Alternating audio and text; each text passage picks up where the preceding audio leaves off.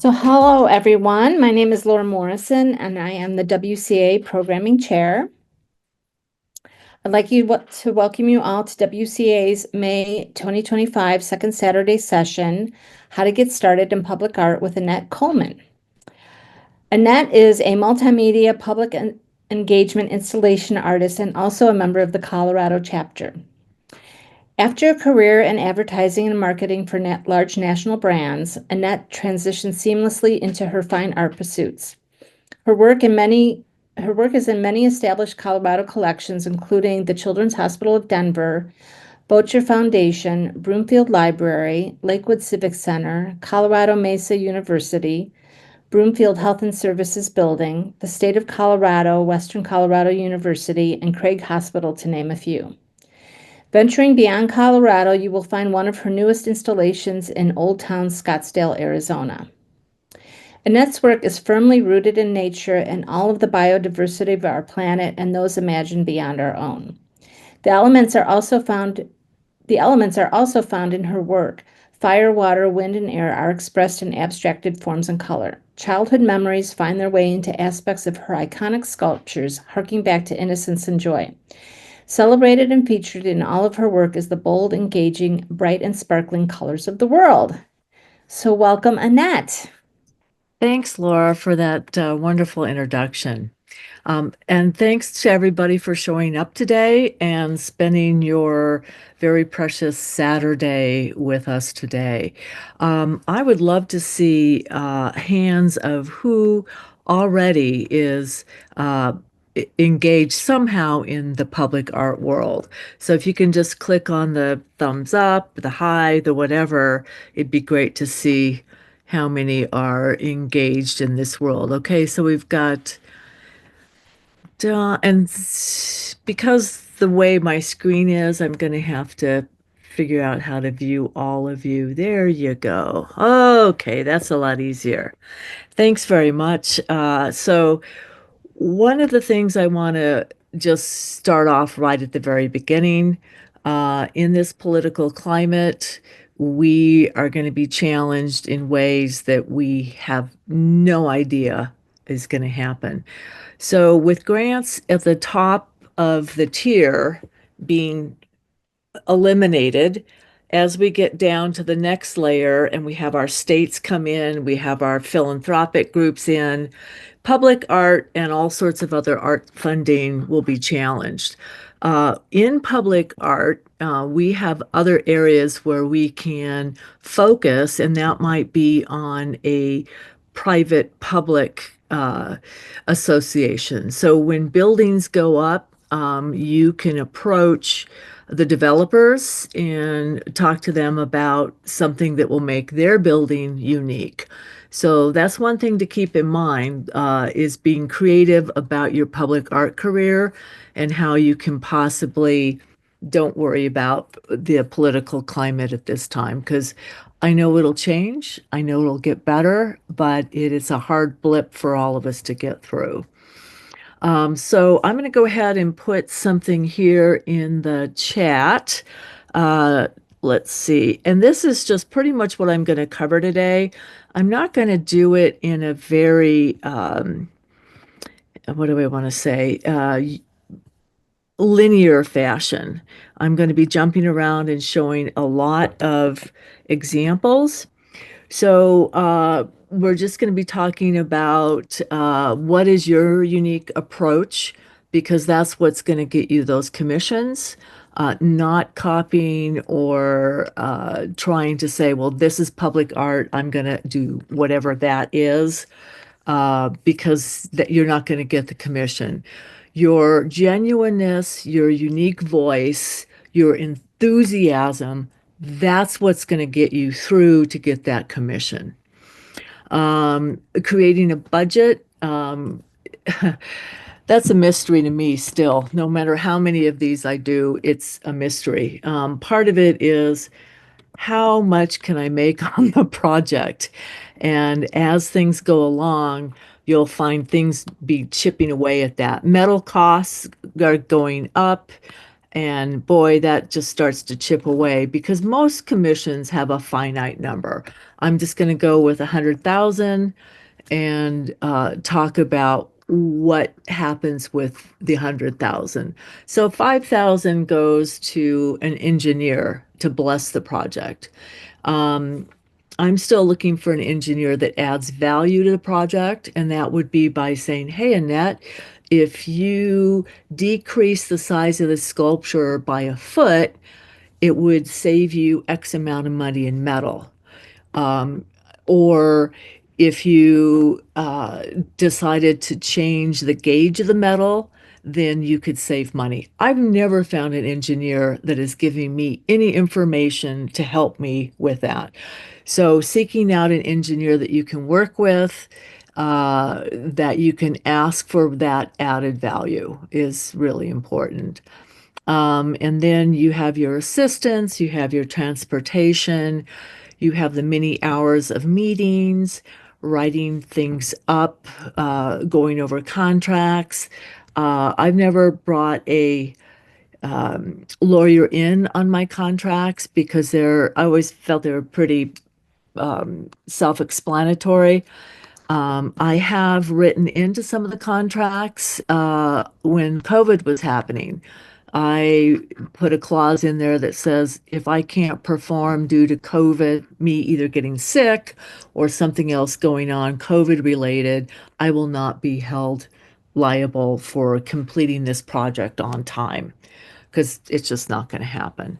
Um, and then there's the cost of the materials. There's the fabricator making something for you. If you can make everything yourself, great.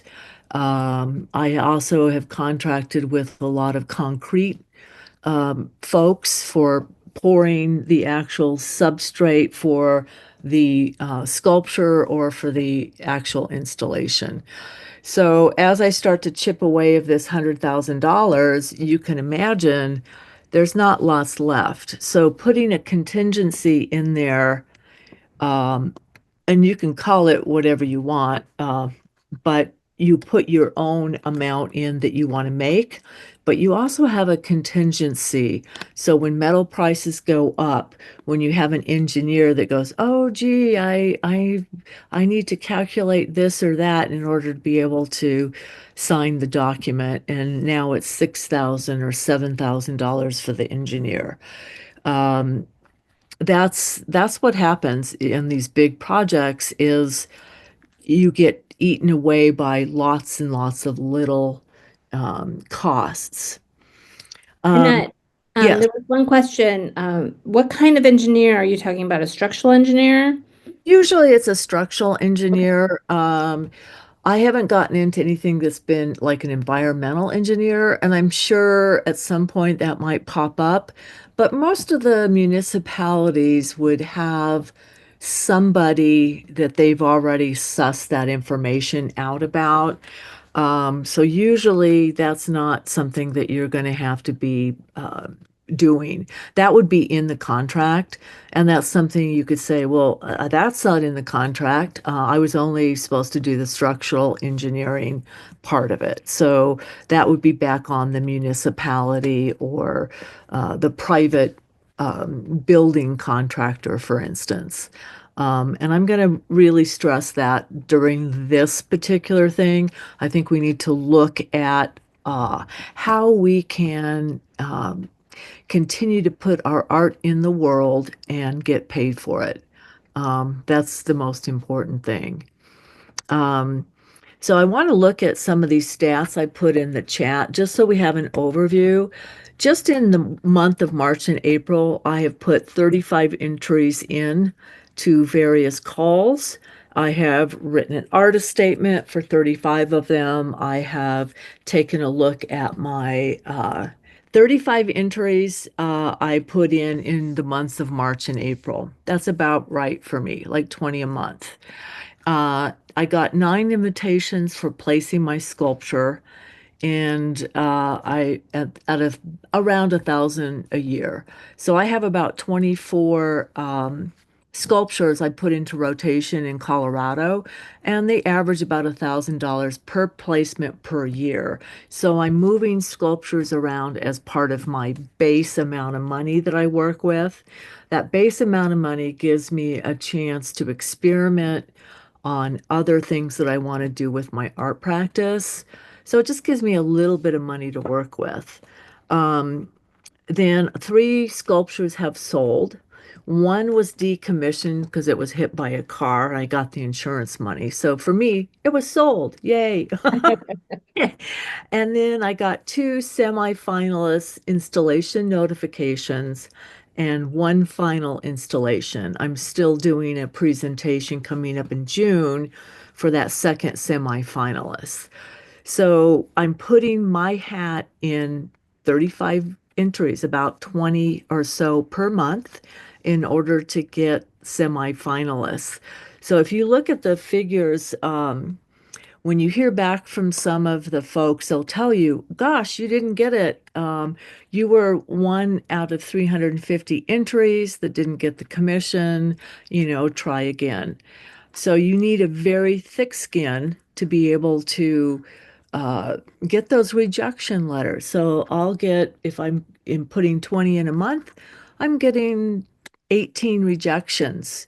Maybe on a good month, 15 rejections, which means I'm getting 2 to 5 acceptance letters.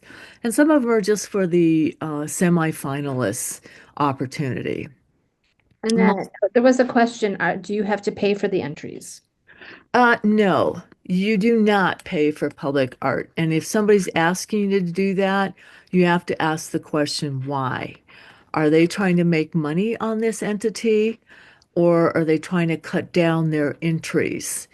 I've paid twice for some of the sculpture rental programs because I wanted to be in that community. One was a $15 entry fee. I think the other one might have been a 25, but it's not that 35 exhibition fee, the pay to play kind of thing that all of the exhibitions have.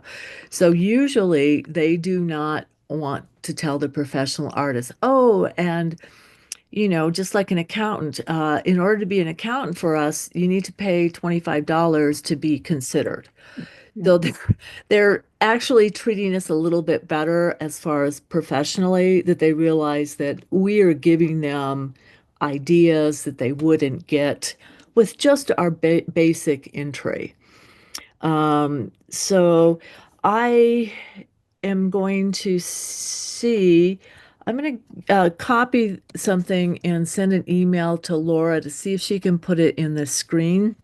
Sure. I want to share the here we are. Um, I want to share all of the sources where you can find out about opportunities. Right. So I'm going to send this to Laura so she can put it in the chat. Um, and then let me see if I can get back to where I was so I can see you guys. Okay. Um, So I want to show you how much work this is in order to make it a career. Now, if you just want to do a one-off, great.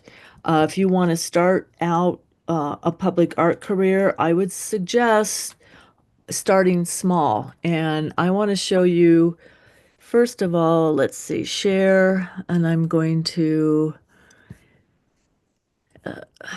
screens. I'm gonna see if I can get my website up here. Okay, share, share, and there you are. Okay, so I want to show you my very first commission. I was paid $3,500 by cobbling together a lot of different uh, entities that would pay for it. So let's see, back in time. Okay, here is the project that was put up here that I'm circling with my uh, cursor. Can everyone see that? It's a Yeah. mosaic that was on the wall. I worked in the community with kids. I put glasses on their faces. I handed them hammers, and I had them break up the tile for me and also place it in the actual shape. So here it is here in a larger size. So this started out very small for my career, and I learned so much. And here's another picture in my studio here of me building it with the tiles that I was given. So I started out very small, and this was about 9 years ago now. So I've only been doing public art for less than 10 years. Um, so anyway, that's how you can start is very small. You can start out in your community. This happened to be a coffee shop that had a dilapidated mural outside that was pitiful. So I said, "Hey, can I have that space? Create this." I went to the landlord. I got $1,000 from the landlord. Of course, I had my drawing in hand and was talking about what it would look like. I also had a local art council give me the 2,500. So I was able to get paid for something. I used recycled tiles, recycled wood, recycled glue from a source that has glue and paint and everything else for anyone to adopt. So I was very careful on how I used that 3,500. Um, the other thing I would suggest doing early in this art career for public art is getting on an arts commission, even if it's in your community. Now, it would be great to do it in a sister community so that you can still apply for your local community. But even if you were on the art commission for a year or two and then came back as an artist presenting for that art committee, that can get your shoe in the door rather quickly. So, and it also gives you the idea of it has nothing to do with the quality of your work. Yes, it does. But there are 12 other artists with the exceptional quality at your same level. So then it becomes a numbers game, and do not despair. Um, I have such a thick skin for getting these rejection letters all the time. I want to go to a very lovely rejection letter that I just received and show you how fat. I mean, it was a really lovely one. But a lot of times you don't get very much information from these people. It's just like you didn't get it. So I'm going to go to this letter. Okay, and of course, here we are. I'm going to share the screen again.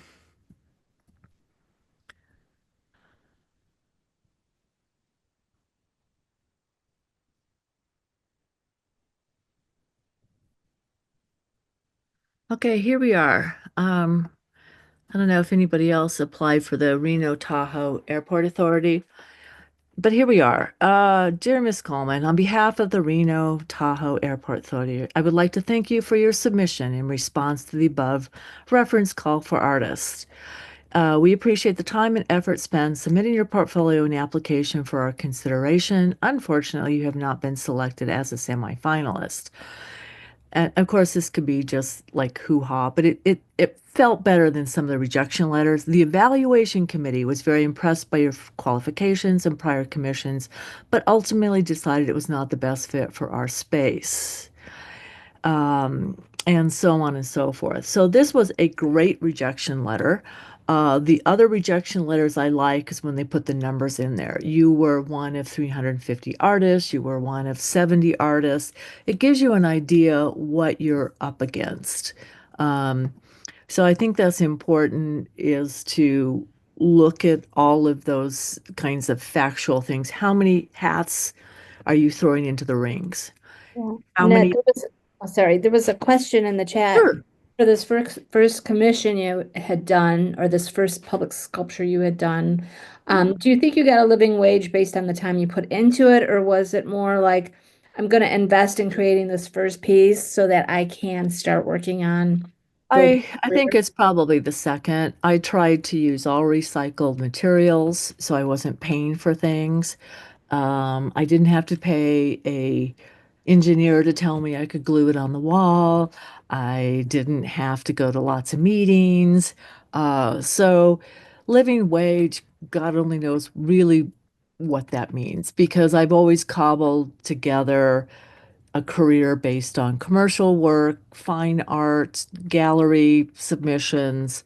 I think if you're able to live your life as an artist, even if you're a barista in the morning, do your art in the afternoon, uh, it's still you're a living artist. So I don't know if that answers the question quite the way you might want to have it answered, but I am an artist that makes a living. Is it I guess sometimes? my question would be, were you able to at least cover your costs? Oh yes, very definitely.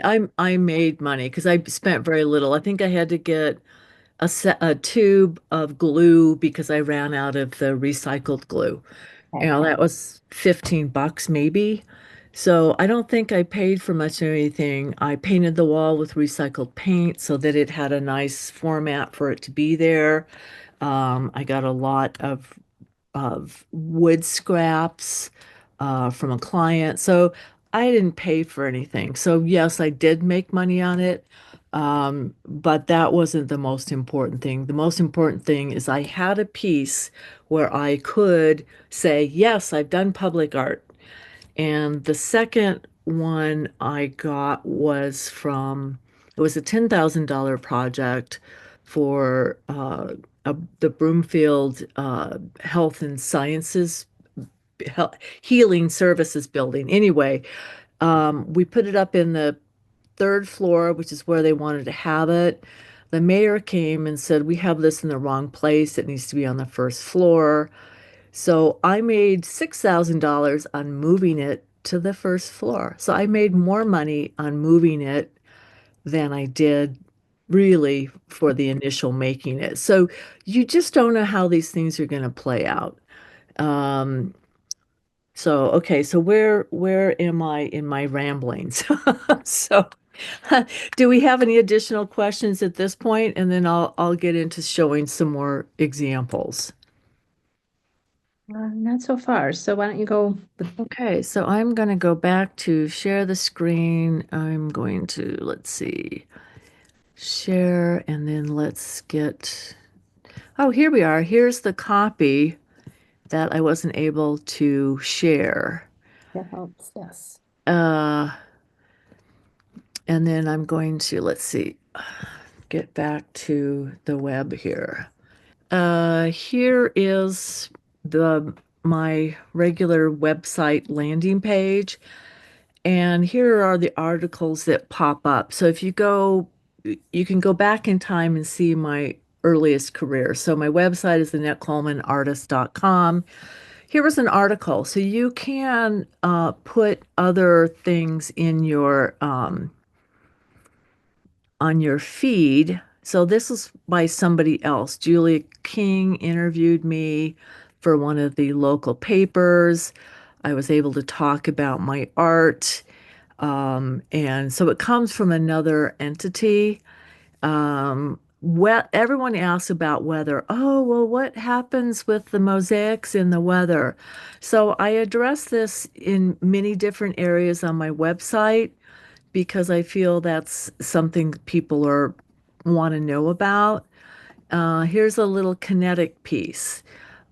I also have many YouTube videos where I explain my sculpture. Hi, this is Annette And Coleman. blah, I blah, would blah. like to introduce you to my kinetic sculpture.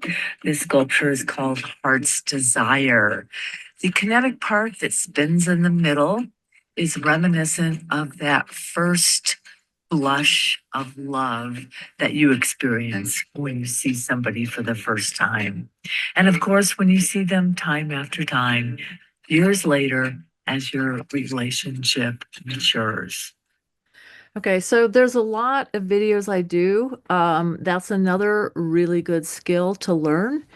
Um, One of the things that I think is really interesting about video is I do all of my presentations in a video format so that I'm not like blah, blah, blah, blah, blah. It's all succinct. Nobody interrupts me while I do my presentation, and then I can come in with questions at the very end. I take a lot of pictures in process. So this is me with some of the stained glass laid out before it gets installed. I can also share what it looks like during the process. So it gives people a chance to say, look, she's professional. She documents, she is sharing what she knows um, about her sculpture. And you can look and go, okay, it's bright, it's happy, it's fun. So that's the impression that I think this page gives. Um, I'm starting to have fun with kinetic pieces that spin in the wind. And then I do have a video on some of my spinning. So again, it's just really important to document everything you can at every stage. You never know when it's going to come in handy. I love to have kids in my photos with my art. And then when you show it, it's a really nice way of giving one scale, but it also gives that fact that the kid is interested in interacting with the art. It's great to do adults, but kids give you more bang for your buck. It is just that way.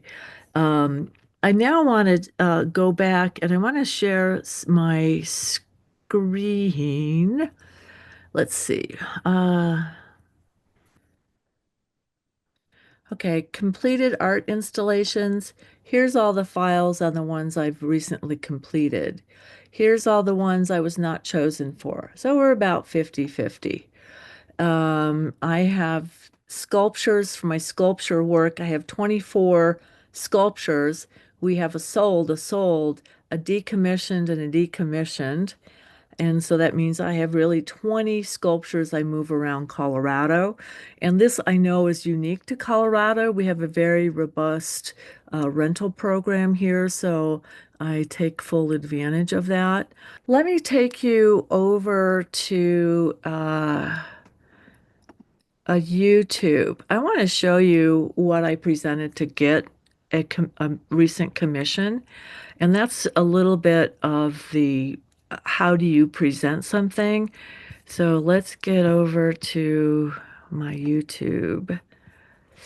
So Annette, I just wanted to clarify, Sure. you say when you're presenting in front of a committee, the way you do your presentation is by showing them a video Yes. specific to this particular work that you're going to do. Yes, because Instead of like doing a verbal presentation with slides or say a slide deck or something like that. right, I do a video because I can have them really pay attention to what it is I say without being interrupted. Hmm. So let's go A really and interesting technique. I like that. well, because they'll ask stupid questions at points when they don't need to ask the question. So let me find that video, all videos here, videos. I'm sorry. So, okay, so I'm going to verbalize what I do. Okay. So I have, let me get my actual drawings. Okay. So for Santa Clarita, which I did get the commission, which the building is being built, so I'm not 100% sure when it will install, but I'm doing all the testing I need to do. So I have a drawing of what everything looks like. I have my mosaics. I have what a spinning mosaic is going to look like, a kaleidoscope shape. I have examples of the drums that will also be installed in this outdoor hallway. So the drums in the hallway are adding a sound component. So it's like bing, ding, ding, wing, wing, and I have that sound in the video. Um, I have uh, I have people silhouetted so that you can see the scale of everything. Then I have here's the actual size that you will see. But because you can only get 12 feet back, you will never see this big, long, linear thing. Is an experience of walking down, spinning some of those circular mosaics, touching the ones that are on the wall that don't move, playing the drums, and just having fun in that sound hallway. So that's really how I present. And these are just from that video to be able to give the client something on an 8.5 by 11 sheet that they can hold in their hands. Nice. So that's pretty much how I present. And it's like 4.5 minutes is about right. Because usually you get 15 minutes to present, and out of that, you have questions. Mhm. So 4.5 minutes, you get them into what it's going to look like. And then they can ask the questions that perhaps you didn't address for their particular community or some concern that they have. Great. Could you put, so we got a suggestion that you just put that video link in the chat and then people can go back and watch it later? Okay, and I think what I'm going to have to do is get give that to Laura to put it in the Okay. chat Sounds because good. that's gonna not work very good. Okay, more questions as I'm searching for that, how to give that link to Laura. I had a question. Sure. So you showed a drawing of the one of your sculptures or your presentations, which was an architectural drawing of the work. Do you do that yourself, or have you hired people to do the scale drawings for the pieces? I usually do most of that myself. If I want to animate something, I have somebody else do that for me because they're better at that.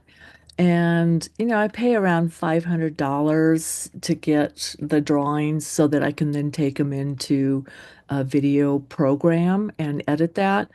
I do everything in iMovie. I used to do a lot of editing in some of the bigger, fancier programs, but I don't need this for this part of my business. I just need something I can do fake animations in.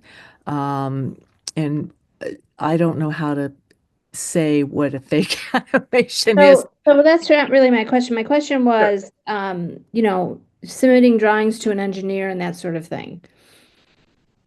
I do the initial everything to the engineer. If they want something more, then I will go ahead and you know s- ask somebody else to further that. Okay. Um, but I generally do most of the work myself because if you're doing a presentation, you do get a small stipend, and sometimes it's really small, like $500, which I mean that pays for a half a day realistically for you to do the presentation Mhm. of work. So, and sometimes you could pay 2,000. So, but you don't want to spend all of that 2,000 because then you're not making any money on your art business. So, how much do you show? I'm not 100% sure. Laura, I did send that link to you. And Okay, great. And Diane Louise Paul had a question. Diane, if you wanna. Hello, this is fantastic. I'm really enjoying this program. My question is, I think I got the answer when talked, you talked about your video you were going to show. When you're applying for multi projects, so you're not really making your art and then looking. You have an idea, do you have a model made, and then and then you go forward to applying. What happens if you have more than one person wanting that piece of art, but you're making multiple pieces? Is that how you go about it? I guess I hope I'm being clear. oh, you are. That's a good question, Diane. So the process usually is a city will say, we want a sculpture outside the library. We have a budget of, you know, $10,000. Uh, we want it to be figurative based on our fabulous patron. I know I'm not the artist for that one, so I will skip it. But if there's a call that says we have something outside the library, we want it to be fun, we want it to reflect children's literature. I'm like, yeah, I can do that one. Then the process is you write up your what you want to do for that. Like, gee, I would like to do Dr. Seuss meets Jacques Cousteau, and I want to have some spinning things up in the air that the children can relate to. I want to have a bench there so that they're able to read their books as they're being part of this sculpture. I will make it out of stainless steel. So I'm trying to give them a picture for what I will create just to get to the semifinalists and be selected to present a physical drawing of that sculpture. So for most of them, you do not have to give them what you're going to do. You have to give them an artist statement that gives the gist of what you'd like to do. Uh, you give them samples of your work that relate to what you would like to do. And then you give them a resume with public art projects as part of that resume. So that's generally how you do that. I was going to, where are we time-wise? I would like to Good. We show have you, plenty of time. I would like to show you that process. Let's see if I have any Thank you. better success on sharing my website. Share. Okay, so we are going to go to Cafe. This is the big kahuna of how I get my art commissions. So I'm logged in as an artist. I'm going to scroll down here and show you all of the ones that are in green here. And can you see my screen? Since I have to ask that question. All of these I'm working on. I have not submitted. This one here, Big Bull Creek Park Permanent Art, that is one I'm going to show you quickly. Here's what you're asked of you. You can see the project plan. It's a park with a drawing of where they want to put the art. And here's the art goals. So what I am doing is designing something that relates to nature. So this is exactly what they want. Nature, ecology, history, and so, what am I going to do for that? Here's the budget. So, when I design this, I'm thinking I can probably do two sculptures, one at the beginning of the path and one at the end of the path. So, then I go back to my cafe entries, and I'm going to show you. I'm ready to press the button for you on this one today. So I'm going to review what I said. I always have everything printed out with yellow over what are the words that they're using a lot. They're using the word community a lot. They're using the word ecology. They're using park-like setting. They're saying animals. They're saying butterflies, bees. So all of those kinds of things I want to put into the call. So I attached a letter that talked about why I want to be interested in that project. I have my resume. It's always 2 pages because most of them want a 2 page, no more than a 2 page resume. I have a reference document to people that I've worked for before, and these are what I've given them for that park-like setting. So here we have a seating area that maybe they can relate to. Here's a standalone sculpture. Here's a sculpture that is similar to what a monarch butterfly looks like, and I reference this in my materials. I have a kinetic piece where this spins. I have mosaics that would go maybe in a seating area or on a wall. I have another standalone sculpture. I have some mosaics that are smaller in size and can be put in a section along the pathway, and another kinetic and another standalone sculpture. So I'm giving them what I think they want to see And I'm guessing, just like every other artist that enters these things, I am guessing. So I am ready to check out here. This is the big Bull Creek Park. I've gone over this. I'm going to proceed to check out. Look, there's no money due ever on these things. I'm pressing checkout, and then they have this additional check out the checkout. So you think you're done, but you're not done.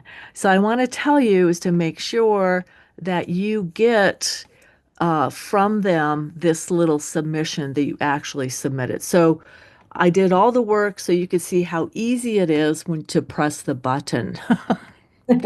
But there are hours and hours of writing time. And what I do is I'll take something that's similar, I'll call it up, I'll rename it, whatever this opportunity is, and then I'll go in and write over it based on the new information I have on this particular call. So I would say it takes me half an hour to 45 minutes to enter any one of these. So I'm evaluating. I am not going to put my name in for that figurative sculpture. As much as I would like to learn how to do that, I don't think they're going to hire me. So I'm not going to put my name in that particular ring. Um, I think this is a good spot for Susie to ask her question. Susie, do you want to, she put a question in the chat, but maybe you want to talk about it? That's really nice of you. Thank you. Yeah, our local city, they have a plaza with rotating wall, and it's about a 6 foot tall and it's about 4 feet wide. And they have the same three pieces rotating year over year over year, which means to me that artists are not submitting anything, and I have an opportunity there.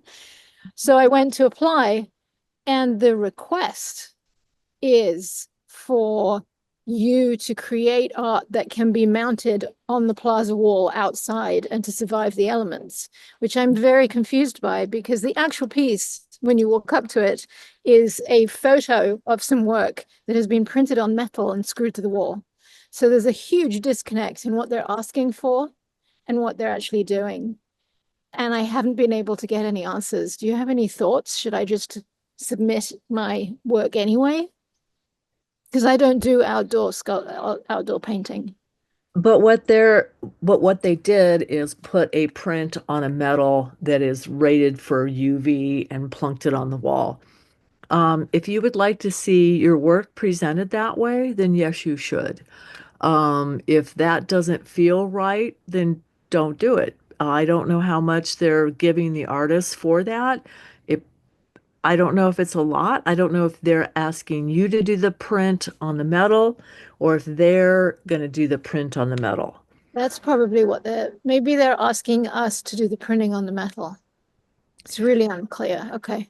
Yeah, so that's the question you need to ask is who is printing it on the metal and what am I getting paid? And then you have to find out, gosh, it's going to cost me more to get it printed on the metal at the size they want it with the UV coating. And then what are you going to do with it when it comes down? Is it, I mean, I don't know.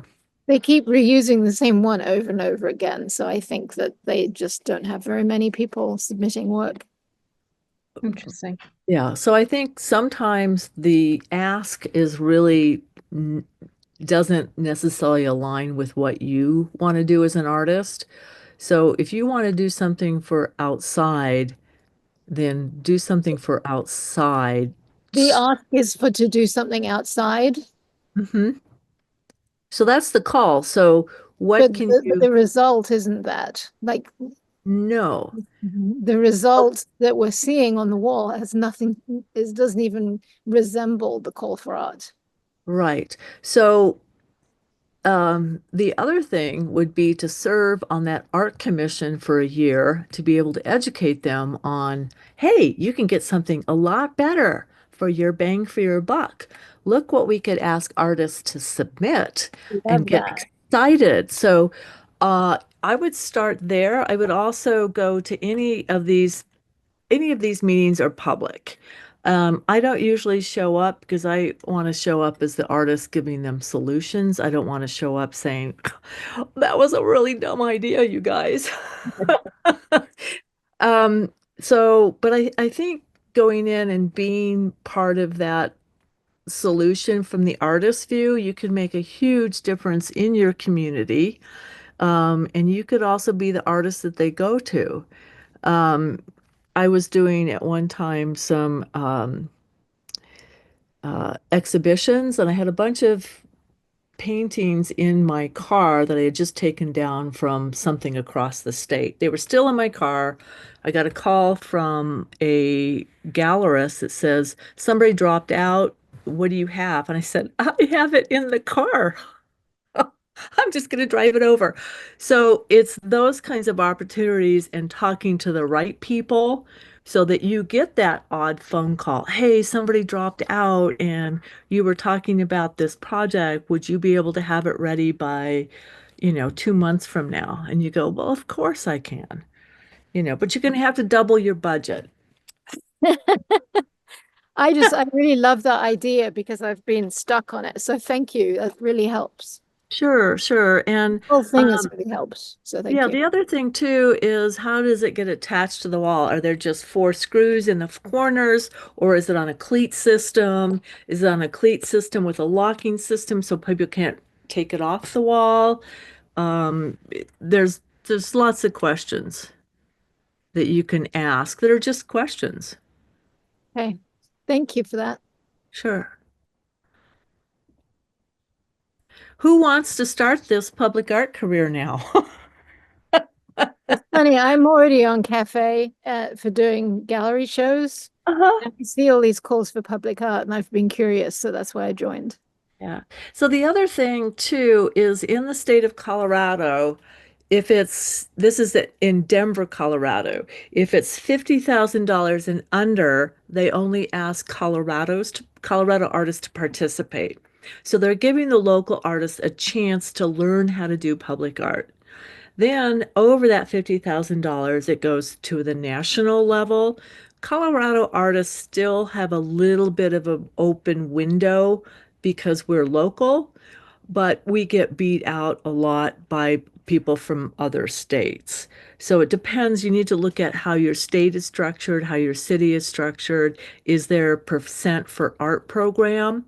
We have that in Colorado. So if a building is being renovated, for $3 million, and then there's a percent for art of 0.1 or something. So there's a little bit of money for art for anything that's renovated or built. And then it's up to the public art administrators to decide, gosh, I think we're just going to put art up in the hall of the building. And so we're going to ask artists to submit their already completed work. Or we want to commission an artist to do something for the lobby, whether it's a hanging piece, a wall piece, even terrazzo for the floor. I was selected to do terrazzo for a floor, but they had already poured the concrete.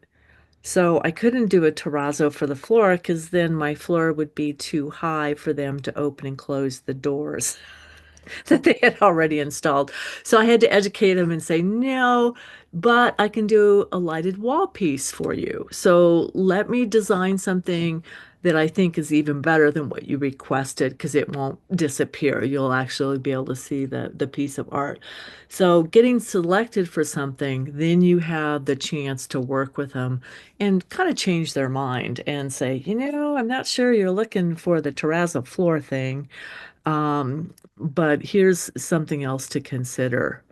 And then your your $100,000 is usually finite, and it will say that in the contract.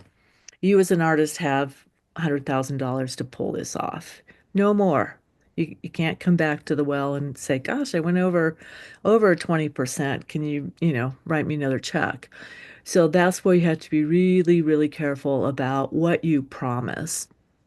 Um, And that's where the contingency comes yes, in. contingency is just just a whole, it's a great way of stashing. I almost want to say sometimes with the way costs have gone up in metal, I'm starting to look at 30%. I used to do 20, and now I'm thinking, 30% might be more feasible so that I don't give up my money.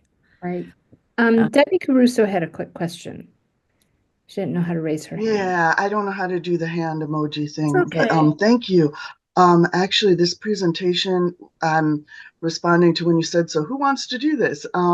This presentation is actually like perfect timing in my life. I've actually been looking into the MFA program in Oslo, Norway. They actually have, it's called, I don't want to misquote it. Um, MFA in Art and Public Space. And I was just wondering, in your years doing this, running into other artists, anybody ever talk about the MFA programs in this? And that, you know what I mean? Like, I know you don't need to go to school to do art. I mean, I know, in general, but when something this specific, does having a degree in that hold any weight, I guess? I mean, I like going to art school, so that's not, you know what I mean? It's like, I just want to Sure, get an MFA, quite frankly. And sure. I thought this would, that MFA program in Oslo, Norway would be awesome. And I'm only looking at, I only speak English, so I got to look at only English programs. And so, but which is a thing. It's, But so, everyone and in I, you know what I Oslo mean? speaks English, so you have no problem. Right. Yeah. Yeah. So the education, like, does that hold any weight in these applications? Does it even freaking matter? You know what I mean? I don't really know, Debbie. I don't know. I know that your experience in educating yourself in public art will give you an advantage that I've never had. I'm winging this. Trust me, I'm winging it. So having that formal education, that sounds lovely. That sounds like if you're able to do that, that would be a phenomenal opportunity to be able to pick the minds of other academics that might also have a public art um, eh, career. A So lot of, yeah, the networking possibilities are there. right, right.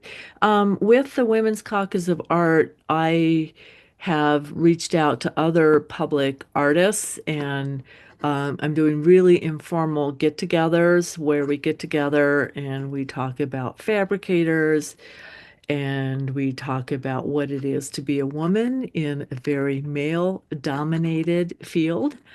Um, Oh, you're telling me I'm a welder fabricator. So yes, when you yeah, said that about engineers, oh, I totally, I understand. Oh, yes, yeah, yes.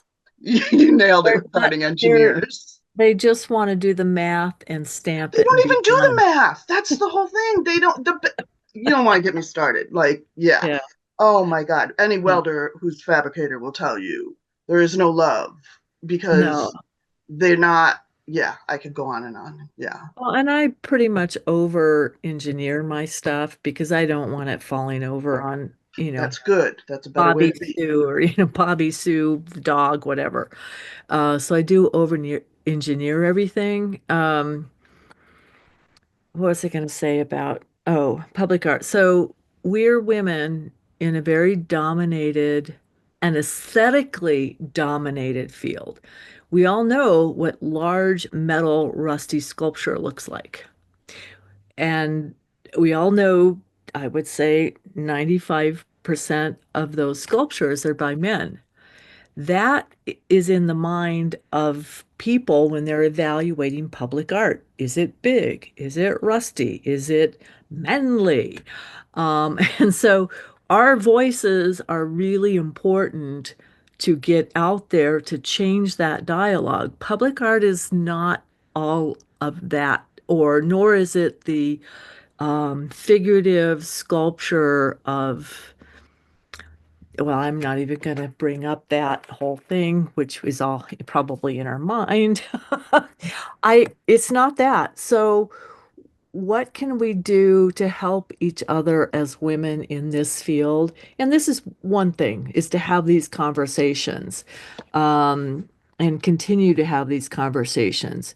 If we had more women on these women artists on these art boards, it would be way different.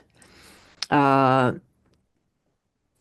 because our aesthetic is different and our voices need to be out there. So anybody that can serve on an art commission, even if it's for a year, you're going to be making a huge difference. Because you can bring up, hey, in our collection, we have a bunch of rusty metal. Is there anything else out there? Or all of our sculpture are figurative. And while it's lovely and very classical, why don't we get to this century? And you're able to say that in a way that they can hear, more so than I can.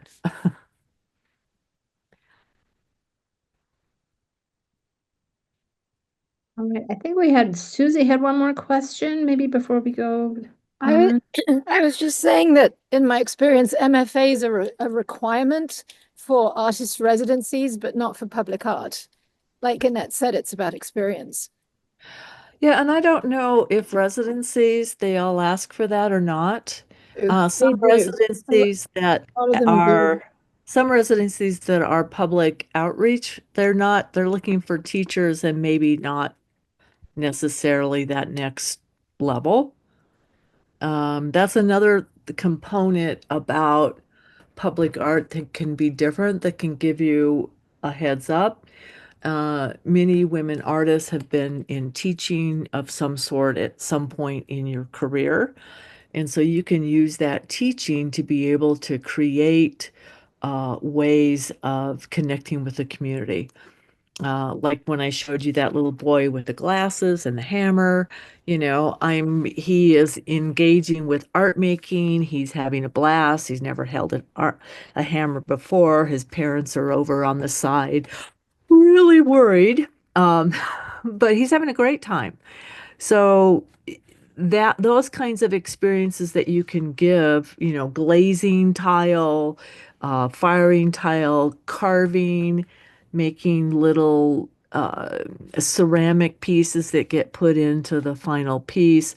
All of those are things that you can offer a community to come together. And when a community comes together to talk about art, that's where we as artists can really have an influence on what that community thinks about art. I have a friend that took her children's very cute little stick figure drawings, and she made them into these fabulous art pieces. So there's an opportunity to take something very innocent and take it to the next step so it becomes the fabric of that particular community. I still, when I go to the coffee shop, have kids come up to me and say, let me show you my tile. Oh, goody, And so we run over there and I did this one and I did this one. And so that's an interesting way to add value to a community art project, and to public art that we probably can do better than guys can, because a lot of us have had that teaching experience. Not me, but I see a few people in here that have. Deborah, you need to unmute yourself. Me? There's two Deborahs in here, and you're on top of each other. Oh, I just unmuted myself. I do have a question though. Sure. A little bit off topic, but not really. That painting behind you, is that yours? With This the one over people? here? Yes. Yeah. So that's I was curious about that. It's So that beautiful. is a collage, and it's a diptych. The other one over here is back there. So it's a diptych of my life. And, and the four different women I am, and these four influential men in my life, and so on and so forth. So, but Yeah, that's a different career I Oh, I have. know. So I just found them really beautiful, and thank you. I'm Thank working myself with Ancestry, and I don't know how to do it. And I'm looking at that, thinking like that's a beautiful with the branches and the old photographs and there's a mysterious quality to it, but also a very beautiful, transcendent quality about it. I really connect to it, and I just think they're Oh, thank amazing. you. Thank you, Yeah, Deborah. yeah, and they're different. And your other work I like as well, but these are different. I can tell they're maybe from a different time period or Or a different person. See, there's four of me. that's okay. Huh. So Deborah number two. Thank you. Wait a You minute, Deborah number three. No, you go right ahead. I'm never, Well, yeah, Debbie's usually and on, there's a Debbie in here the same too. room. Yeah. The insurance, when you said in the beginning of the presentation that you got insurance money for one of your pieces, that made me think, oh, so who's paying the insurance? Like That's when after you've like created an installation, then yeah, what is your, yeah. okay. That's a good question. It's many layered. So my sculptures that move around Colorado, once they make it to a municipality and they're installed, the municipality covers the insurance. In other words, they haven't bought it, they're just running it for the $1,000. So when the car takes it out, Right, they're yeah. paying me for that $12,000 of the sculpture. But then I rebate back to the municipality their percentage as if somebody had bought it. So, they get Okay. $3,000 back from me on the insurance. So I get paid in Oh, that like they got account. their commission cut base or their, Right, right. yeah, But consignment. I carry insurance on my business because every public Right. art entity wants you to get insurance. So it costs me around $800 a year for the insurance, Oh, and that's up to $1 million per incident. oh, So I pay okay. that every year because it's just part of my business expense. And then I have a studio where I'm paying about that same amount every month for my studio. So my overhead costs are, $800 times 13, you know. And that insurance policy covers outdoor work and gallery work, like if something got Mm, accidentally No, destroyed at a gallery. this is liability insurance. So I just take the Oh, risk that and I did have a sculpture get demolished outside my studio by the homeless population. It oh, it just happened. So I didn't get anything on that, but I learned a lot about how to build a sculpture differently so it can't be destroyed quite as easily. So that was the cost of okay. doing business. So I do not insure my own work as it moves around. I figure the cost to do that and to put stuff into inventory, take it out of inventory, change the price, blah, blah, Right. blah. It's just not worth the admin time for me. It might be for somebody else. I'm just not willing to do that. And And I that, took a risk. can I add to the insurance question? This is Laura. Because Sure. I've done a couple public art for the Percent for Art program. They they require that we get liability insurance for the installation of the work. Hmm. Once it was installed, then it was insured by wherever it was. Sure. So I bought year-long liability insurance just because I also have an art business, but you can also buy temporary insurance for the 2 or 3 days you can do installations. So there's different opportunities, but I have a feeling that a lot of places would require that for the installation part. So in case it fell on someone's head or, whatever. Um, Mhm. Yeah. So you you're have to going buy to it for the whole year. I just buy it for the whole year because I have enough projects that require it for the whole year, and then I have to put them on the insurance, so Mhm. they'll last to be on the insurance. So now, Deborah number three. Is that me? Is that Yes, you. That's you. Sorry. me? All right. I just wanted to say thank you for doing this presentation today. Thought it was rather illuminating, and I appreciate your doing it on top of the fact that you probably still have jet lag. Uh, Annette is just back from Istanbul. And are those the earrings that you buy in Istanbul?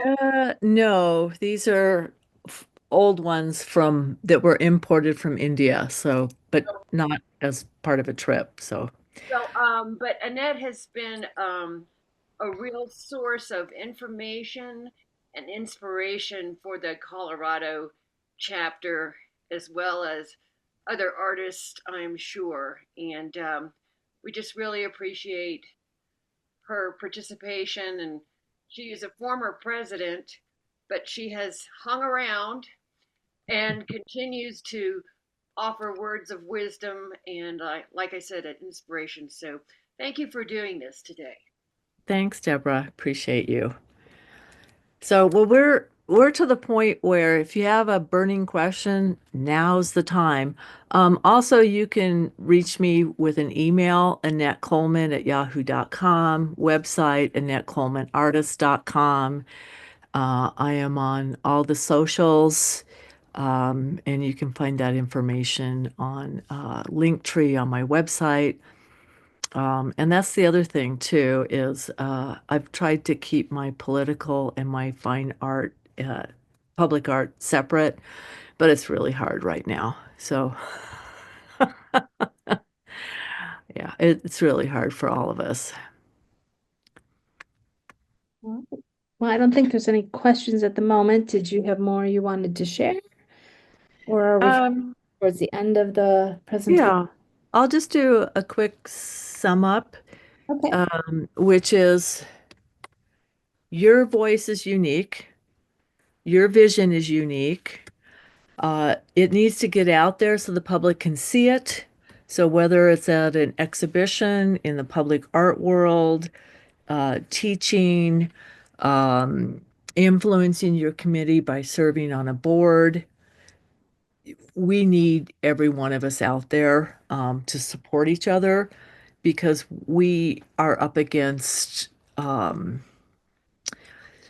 some entrenched ideas about what public art is and what it can be. So support your fellow artists when there's an installation going on. Go and take a little YouTube video and post it. When you're out and about and you see a sculpture and you like it, take a picture of you with the sculpture and post it to that particular and tag the artist. It's important that we appreciate each other and support each other. I usually it's myself and three other men presenting on all of these public art things. So it's usually like that. But I had one that came up, the one I showed you for Santa Clarita and the kaleidoscope.